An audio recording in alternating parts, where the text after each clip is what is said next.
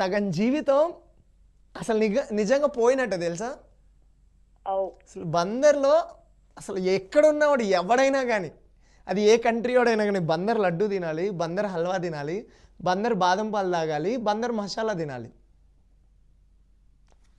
ప్రపంచంలో ఆ టేస్ట్ ఎక్కడ ఉండదు. ఎక్కువ చెప్పుకుంటున్నానని కాదు కానీ నిజం. ఓకే జాను, ఇప్పుడు ఏంటి నెక్స్ట్ ఏంటి ఫ్యూచర్ ఏంటి? ఇంటర్ అయిపోయింది, నేను యాంకర్ అవుదాం అనుకుంటున్నా.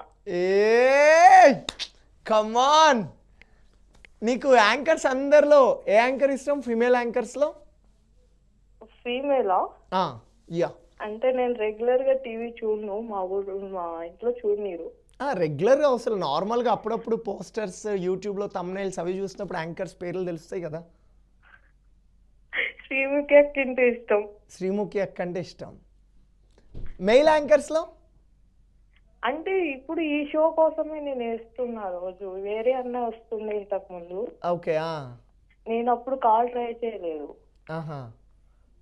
నన్ను చూసి చేసావా? అలా అని కాదు, జస్ట్ అంటే. సరే ఓకే, మెయిల్ యాంకర్స్లో యాంకర్ అంటే బాగా ఇష్టం. మెయిల్ యాంకర్స్లో ఏ యాంకర్ నీకు బాగా నచ్చుతాడు, ఎంటర్టైన్ చేస్తాడు? ఫస్ట్ వచ్చేసి మీరు, నెక్స్ట్ సుధీర్ అన్న.